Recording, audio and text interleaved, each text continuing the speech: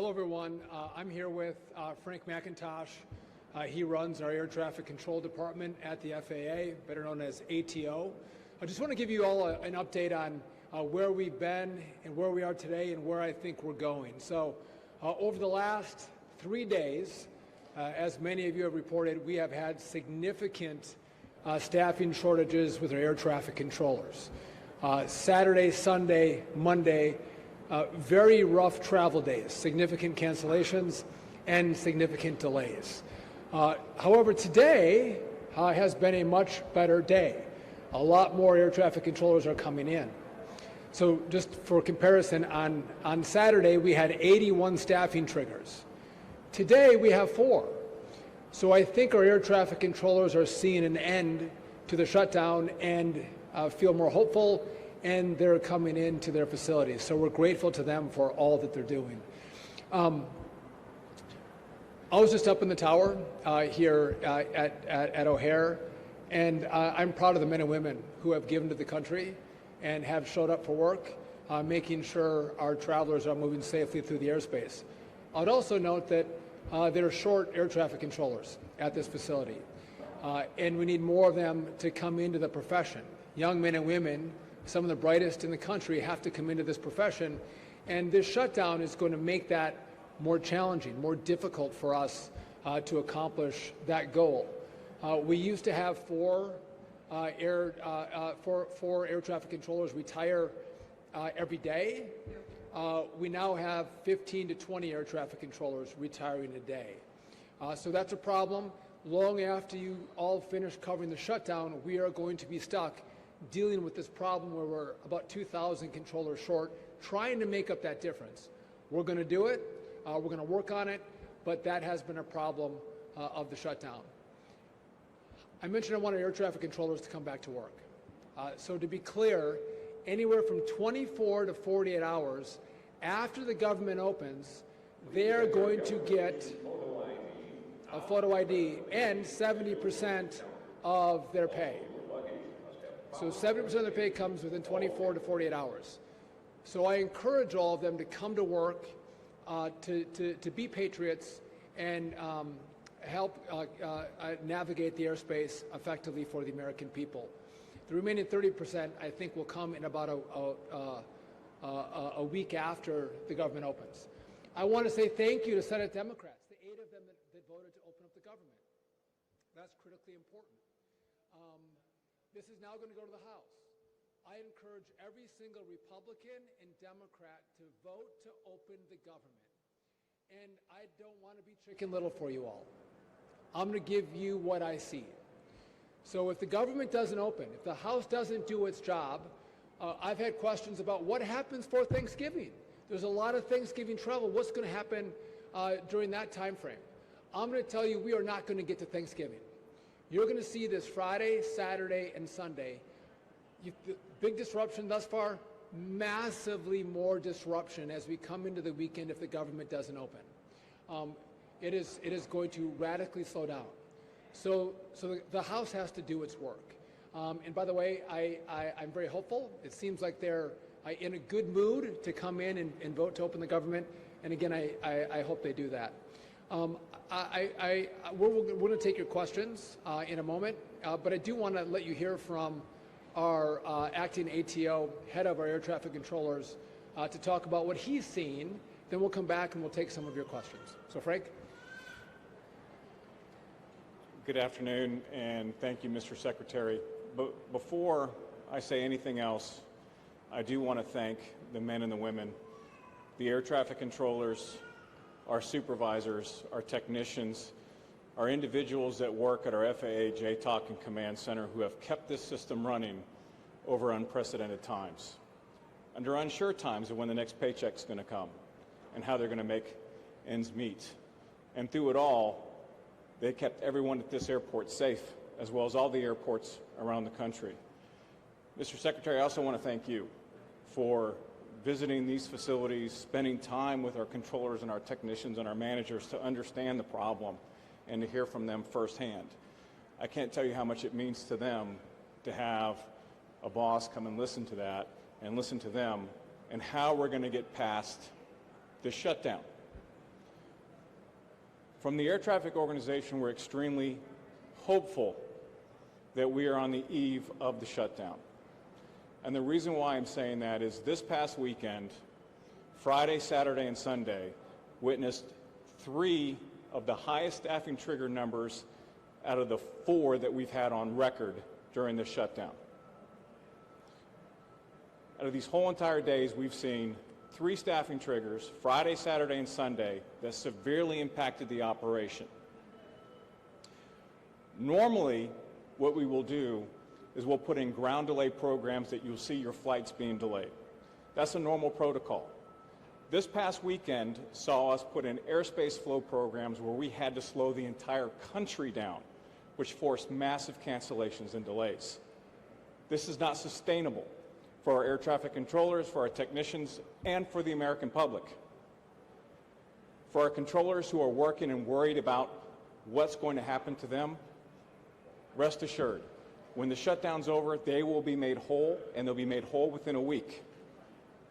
What's really important for us is getting back to business. And what I mean by that is Thanksgiving is coming up. This is the time where everybody comes and connects with their loved ones. This is the time where air traffic controllers and technicians say, it's go time. It's go time for us. We want the shutdown to be over. We want our controllers back on the boards doing what they do best, which is separating traffic and keeping everyone safe. We look forward to getting back to business once this shutdown is over and ensuring that we once again hold true to what we promised to everyone in this room and across the country. We got you. We'll keep you safe, and rest assured we'll get through this together. Mr. Secretary. Thank you. I want to thank Frank as well. He's done a masterful job at the FAA navigating this crisis for us. A couple points, and I'll take your questions. As we come into Thanksgiving, this is a Super Bowl of air traffic controlling, right? It's massive movement of Americans. And again, this shutdown is going to get us to a place where we can get controllers back in our facilities controlling the airspace. I want to bring up one issue that I'll take your questions. You saw on Friday, on Saturday, we reduced our flights by 4%. So 4% of commercial aviation had to be canceled. Now, some have claimed that this was based on politics. This was based on pressure. And I would just tell you that this information to do this reduction in flights by 4% on Saturday, it came from the safety office. The safety office made the recommendation, they elevated it, and we implemented it. And I'd also note on Saturday, Sunday, and Monday, the cancellations in the airspace were higher than 4%, right? So some might argue we didn't cancel enough flights. Today, we increased it by another 2%, so we're at 6% of cancellations of flights in the airspace. Some have asked, when are you going to start rolling those back? The answer to that is this has all been data-based. We've seen incursions on runways. We've seen loss of separation in the airspace, and we've seen heightened complaints by pilots of the communication they're having with air traffic controllers. When this information goes in the wrong direction, we have to make decisions to keep people safe. You all saw it with the DCA air crash. The last administration didn't see the 85 near misses that happened in that airspace. They didn't take action. They didn't look at the data. So we are going to look at the data and make the best decisions possible to keep the traveling public safe. That's what we've done. When that data changes, we're going to start taking down from 6, maybe we'll go to 4, 2, and get back to normal air travel. But I want to just clarify what we've done and why we've done it with the reduction of flights. And by the way, I think that by having a system-wide reduction where people and airlines can think through the cancellations, that's far safer than seeing hotspots around the country and random cancellations and delays. It leaves airplanes stuck at certain airports. It leaves crews stuck in other locations. It's way harder to manage. So we think this was the best approach to reduce the risk in the system and improve safety. So with that, happy to take your questions. Yes. I'm Alex Capriello with News Nation. You talked about loss of separation, essentially aircrafts in the sky getting too close for comfort. Can you expand a little bit about what the data shows, how close maybe some of these aircrafts are getting to each other, and then if this were to, God forbid, end in disaster, what you could say the DOT and the FAA is doing to prevent an aircraft fatality or something that really would be catastrophic? Yeah, so we didn't have near misses, but we did see the incursions of those separation requirements, right? When you have that, that's a sign of more risk in the system, which was one of the factors we looked at when we made this decision. Listen, you can walk outside. I can't guarantee your safety. You get in your car. I can't guarantee safety, but I have to look at the risk in this system, and then we have to make decisions based on that risk and based on that pressure, and that's what we've done here. And again, it's been a lot of conversations, a lot of analysis, and making the best decisions we can possible with the information we have, the controllers we have. But to be clear, we are concerned about people having flights delayed and having their flights canceled. That's a problem. But that is a secondary problem to safety. Safety is the number one issue. I want you to get safely to where you're flying. That is issue number one. And a quick follow-up, sir. Can you give us a timeline of what it might look like when the government does reopen to get things back to normal for the flying public and for the airports all across the country? That's a great question. So we're going to wait to see the data on our end before we take out the restrictions in travel. That 6% we have in place right now. But it depends on controllers coming back to work. Today's a good sign. We had 4 staffing triggers today. On Saturday, there were 81. I think Sunday was 53. So real issues in the last 3 days, but today looks better. And the House does their work tomorrow. I think we're well on our way to getting to more normal air travel, less delays and less cancellations. Yes? Hi, Miranda Davis, Bloomberg News. Earlier you mentioned that if the House does not vote or if the government does not reopen, there would be massive disruptions this weekend. Can you quantify that in terms of like a percentage of flights canceled? So I can't quantify, but in my conversations with the airlines and with the FAA and what we're seeing with air traffic controllers, we feel there are going to be significant issues in the airspace. To quantify it, I don't have a crystal ball for you, but I can tell you what we're seeing with all of our equities, there will be real disruption. Oh, I think it's going to be more than 10%. And I think we might find airlines that have to make decisions. Do they keep flying? If this doesn't open, you might have airlines that say, we're going to ground our planes. We're not going to fly anymore. That's how serious this is. Yes? Hi, Secretary Duffy. Casey Cronus with Fox 32. Can you respond to President Trump recommending a $10,000 bonus for air traffic controllers that have come to work during the shutdown? And then second, how do you plan to fill that gap of 2,000 air traffic controllers that you will need to when this is all done? Yeah, listen, President Trump, brilliant. Listen, the air traffic controllers who didn't miss a day, they came for every scheduled shift that they had. They should get a bonus. Now, I don't know how many they're going to be. We have to do that analysis. But I'm aligned with the president. We are going to pay them a bonus. It'll be $10,000, depending on how many we have. They should come to the White House, and he should present them with their checks. They're patriots. We are grateful to them for the work that they've done. How do I make up the 2,000? So I was doing 2 things. I'm supercharging our air traffic control school, our academy, getting more young people to come in. From the time they apply to the time they get into the academy, I've truncated that. I'm paying them a bonus to come to the academy.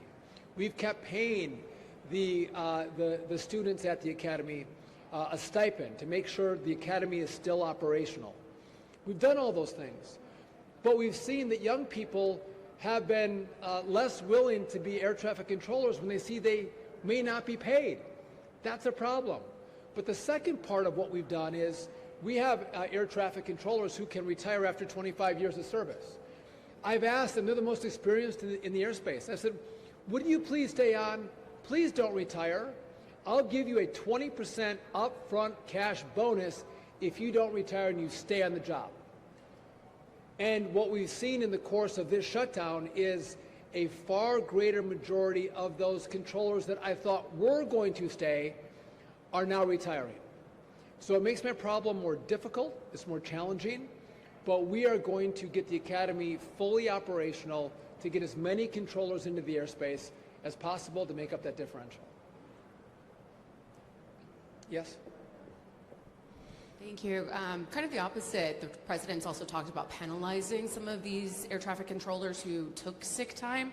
So can you talk about what that plan would look like there? Well, my concern is for those air traffic controllers who, before they missed a paycheck and we were in the shutdown, they decided on a continual basis not to show up for work. They don't know how long the shutdown was going to be. They hadn't missed a pay period, and they didn't come to work. I'm concerned about those controllers. I'm concerned about their dedication. I'm concerned about their patriotism. And so we haven't made a decision, but we are going to look at those controllers who continually made the decision not to show up for work. And again, we have to look at the data.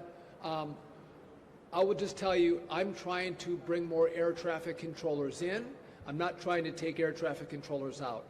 But if we have controllers who systemically weren't doing their job, we will take action. Yes? Hi there, Maddie with CBS News.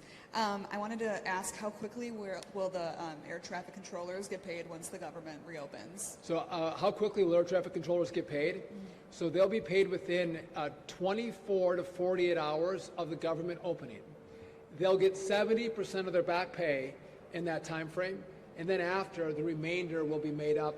I think it's about a week they'll get the remainder of the pay. So very quickly they're going to get money in their bank accounts. By the way, kudos to the Congress for doing this. It's important we get them paid very quickly. By the way, we talk about air traffic controllers.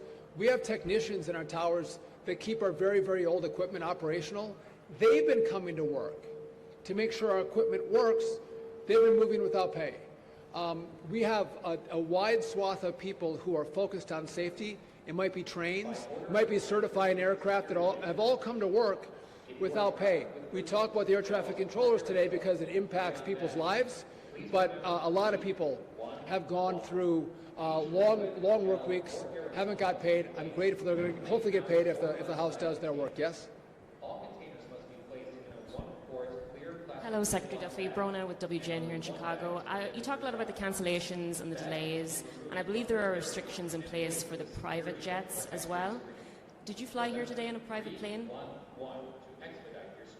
If you could re-ask your question, I couldn't hear you over the loudspeaker. You talked a lot about delays and the cancellations of the commercial flights, and I believe there are restrictions in place for private planes as well. Did you fly here today on a private plane? Did I fly here on a private? I wish. By the way, had I flown on a private plane, I would not have landed here at O'Hare because we have restrictions at LAX, Seattle, Denver, O'Hare, Boston, Newark, JFK, Atlanta, Dallas. You can't fly a private aircraft into those airports, the top 12. With some small exceptions to that rule, you can't fly a private aircraft. So no one's flying in here. But for those small exceptions. We've reduced private jet travel or general aviation by 10%, as well as if there are delays in the system, cancellations in the system, we've also put in restrictions that say commercial aircraft take a priority. The private jet travel would have to go to a different airport. So we are prioritizing the commercial traveler, the people who are coming through this airport. Now, I flew in on American Airlines from Wausau, Wisconsin today. I flew on Delta last night from D.C. So, no, I'm a commercial flyer. Thank you. Just as a quick follow-up to that, I believe there are, I think I saw a figure of 1,700 plus private jets taking off yesterday alone around the country. What do you say to the people here who've been stranded for days in Chicago alone, who maybe don't have the means to fork over hundreds or thousands of dollars to do so? So, listen, I'm not at war with private jets. If there's an airport that doesn't have shutdowns and delays and it's not one of my top airports, and they want to fly their private jets out of there, that's fine. Or you want to fly your little Cessna out of there, that's fine too. I'm concerned about the airports that have the major disruption, right? So I'm not at war with anybody in aviation. I'm just trying to efficiently and effectively navigate the restrictions that we've had with air traffic controllers and make sure that commercial aviation is traveling well throughout the system, which would make sense. I think that's what anyone would do. Yes? Hey, Patrick with NBC5 Chicago. So just to clarify, you said if the government doesn't reopen, we could see more than 10% delays, and some airlines might even ground planes. Have you talked to airlines about that, or what are you basing that off of? I'm going to tell you that in the information that I have, you have significant disruption where you may find airlines that stop flying. Full stop. And what we see with our air traffic controllers, good day today, if the House doesn't pass this bill, I think you're going to look at Saturday, Sunday, and Monday as tiddlywinks. It was beautiful. It's going to get much worse than that. And we had talked about, and I had even mentioned, I think it would come at Thanksgiving. I don't think that's the case right now. I think it comes well before Thanksgiving. I think we would see that significant disruption coming this next weekend, maybe as early as Friday. And I think you're going to have airlines that make serious calculations about whether they continue to fly. Full stop. I'll do one more question, then I got to run. What are the next steps to getting them that technology? New technology for air traffic controllers. So I need $31.5 billion to do this build. The big, beautiful bill gave me $12.5 billion. So we're in the process of picking an integrator. No offense, Frank. The FAA does a great job at safety. They don't know how to build. So we're going to have an outside company manage the build. We're going to have radios, voice switches, new radar, new telecom. We have to switch from analog to digital. By the way, that's somewhat complicated to do that, and especially while we keep the airspace operational. That's what we have the money for right now. I'm hopeful that the Congress is going to give me the rest of the money. This is bipartisan, by the way. Republicans and Democrats agree we need the money. When I get the rest of those dollars, we are going to work on what's called a common automation platform, basically the software that's going to run our airspace. It has to be brand new.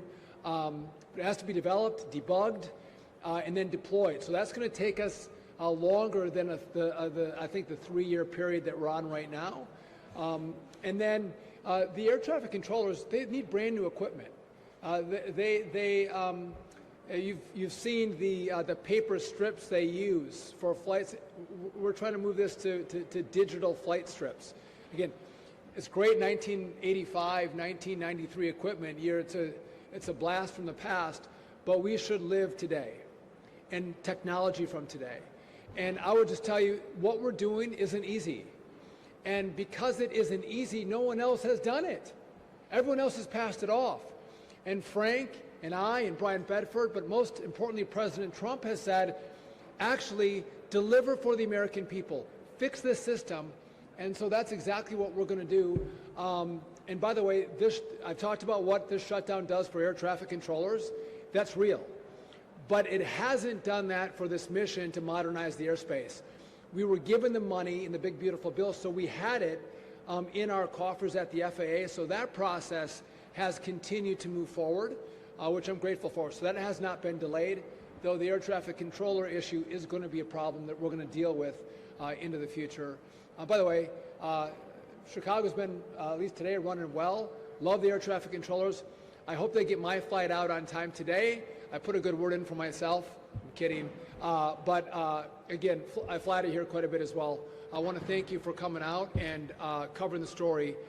Our mission, again, keep people safe. Keep people safe and do whatever we have to, no matter what the political noise is, to make sure that objective is accomplished. With that, thank you very much.